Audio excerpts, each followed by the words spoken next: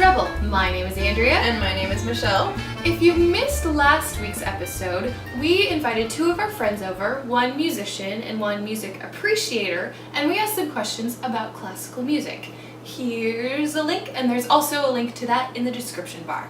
This week, we're picking up where we left off with our musical survey. We opened up the questionnaire to a wider audience, and some of you sent us answers. We'd like to present those answers and offer our own thoughts too. But first, it's time for the word of the day. Today's word is symphony. Symphony! Symphony! Symphony! Symphony has two definitions. The first definition is a large-scale work, usually in 4 movements. And the second definition is orchestra. And orchestra is a large group of instrumentalists, and they're string players, and brass players, and percussion players, woodwinds! And it's usually led by some person with a stick. I have one of those sticks. Why am I playing violin? So, question 1. What is your name and where are you from? Steven. My name is Andre and I'm from Springfield, Massachusetts. Anastasia. My name is Kimberly. Question 2.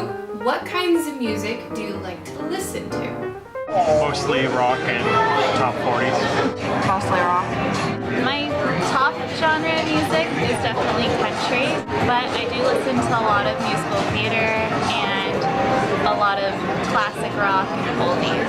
I listen to almost everything. Anything from like Biggie to Skrillex to Dave Matthews to the Expendables, like you name it, I have it all on my iPod. Johnny from Sacramento said, nearly everything except Norwegian death metal. That stuff gets weird. Question 3. Do you play any instruments or sing? Hello. I used to be in a choir. I studied musical theater. Not really, but like I try to rap all the time. I can kind of We had everything from professional musicians to people who had never played music before. We had a DJ, we had composers, instrumentalists, vocalists, and people who just generally enjoyed listening to music. Question number 4. Have you or do you ever listen to classical music? So I listened to classical when I was in your car riding to go hiking. No. Just because I wouldn't know like who to search. occasionally, I used to a lot. Question number 5. Have you ever seen classical music performed live? I'm pretty sure when I was little, we went to Symphony Hall every year for a field trip. I have seen a person play the whole thing of Mozart on Like in concert? Yeah. What kind of thing was it? Like it was a symphony orchestra.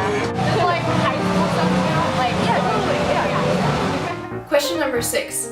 Can you name any of our local classical performing ensembles? Most people, if they got the LA Philharmonic, that was like a good day. Yeah. But we do have a list of places for you. Question number 7. Name a classical composer. No. Not But at you all. got Beethoven. But like everybody knows him. Is his first name Wolfgang? Mozart, Beethoven, yep. In our interviews, we heard a lot of Beethoven and Mozart, so a lot of people know their basic classical composers, but we had a couple really cool answers. Adam in Irvine brought up Shostakovich, and Sarah Salazar said Schubert. Question number 8. Identification. First one. That's a note. We got some interesting answers for this one. My favorite being Mickey's foot. We also got golf club. And Preston from Irvine said quarter note gets 1 beat in any time signature where the bottom number is 4, which is the correct Ding, ding, answer. ding, ding. What is this instrument? It's a trumpet. That's the trumpet. No, it's not. Vuvuzela, perhaps? It is a mid-high range brass with a stupidly small mouthpiece. It makes gross, gurgly noises if the spit valve is not emptied frequently enough. And that is from Preston and Irvine, who got the answer painfully correct. Yep. What is this? That's the scale, right? Is that the bar that you write it on? No idea. Hashtag pound. Pound sign, maybe? It is in fact a sharp sign, which according to Johnny is what we should all be. What is this?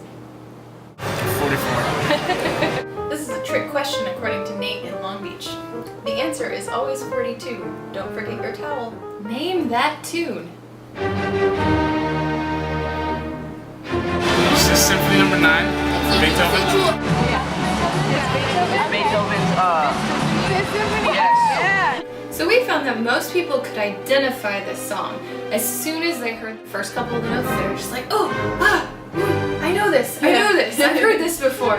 And most people were able to guess Beethoven, but not as many people were able to say Fifth Symphony. The last question in our survey went like this. What are your thoughts on classical music? Will it endure, or is it a dying art? Preston and Irvine said, the word classic implies a sort of timelessness.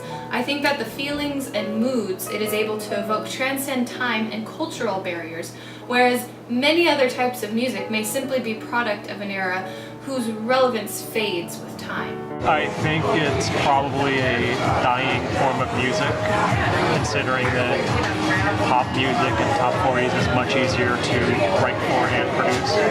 Isaac, also in Irvine, had this to comment. I'm not concerned over whether classical music is dying. Rather, I am curious of what incarnations of all music and even sound I will experience in the future.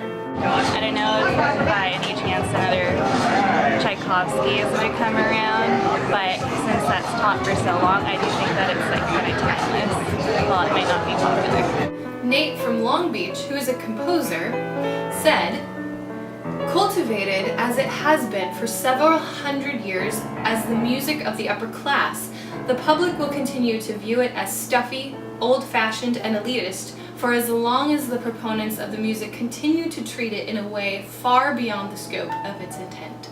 Definitely a dying art. Yeah. I mean, I don't think it should be, but I think it is going downhill.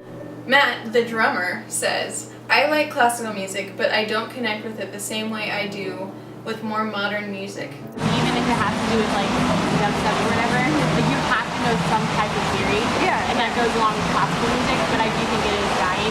Duke from Irvine says, it will endure because it always has patrons and it's part of the educational system. I feel like there's always going to be a population who loves it, you know, a percentage of the population who really cares about it and always listens to it. I feel like it is dying, sadly, because I like when people appreciate music, you know what I mean, and just keep it alive. Kyle in Irvine says, I think that classical music will always be around as long as there are people in this world that feel passionate about keeping it alive. Two lovely young gentlemen that we met at the Spectrum by the name of Greasy and Cheese. They had mentioned and made the point that DJs dig for samples from classical music all the time, which is a very fair and relevant point. Very relevant. You hear samples in Yeah. like house music and pop music everywhere, all the time. In conclusion, the knowledge that people had surprised us a little bit. Every group we asked could answer pretty much every question with some degree of accuracy, which was surprising. All of these people were clearly exposed to music throughout their education. Even people who probably don't consider themselves musicians. They've played music in school and they've learned about orchestral composition through school ensembles. So clearly education has played an integral part to the preservation of this art music in American society. So for us, the value of classical music is intrinsic, but is it really that important for people who aren't musicians? I mean, does it really give people who aren't musicians an advantage?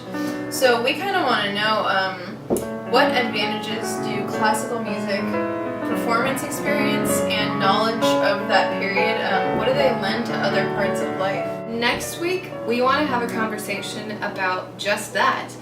If you're a musician, what advantages have you noticed in your life that you can attribute to music? If you have any thoughts, please send us an email at doublethetreble@gmail.com or comment. So, Michelle, Yes. do you think classical music is dying, or what do you think? What are your thoughts? Well, you know, Andrea, it It was really interesting to talk to the DJ at the Spectrum. I think that he was coming from kind of the same point of view that we were, in the sense that he belongs to a really, not as small, but kind of like a behind the scenes, a niche musical community. And I think he said it best when, you know, classical music will only die if there's no core group of people. You know, it doesn't need to be in everybody's perception all the time to be a living art. Of course it's living. I mean, I know because I'm in that life and I love it. But I also have to agree, like, I feel like Isaac brought up a good point, and that's how I stand. Like, that's why we're such good friends, because for us, what's most important is just the experience of hearing where sound's gonna go in our lifetimes. Like, you know, I don't care so much whether it lives or dies. I just can't wait to see where music goes. I believe there will always be a place for art music, and that there will always be a study of the early masters that comes with that. If that study stays with Bach and Beethoven, you know, that's yet to be seen. But the most important part is that people are keeping music in general alive, and not particular people or pieces or anything like that. We want to give a huge thank you to everybody who took time out of their day to fill out the survey. That helped us out so much. This episode wouldn't have been possible if it weren't for you, so thank you very much. Thank you so much for watching today's episode of Devil Treble. Today's drink is Corona and Lime, perfect for a house party. Cheers. Cheers. If you liked this video, please remember to like, comment, subscribe, and we'll see you next time.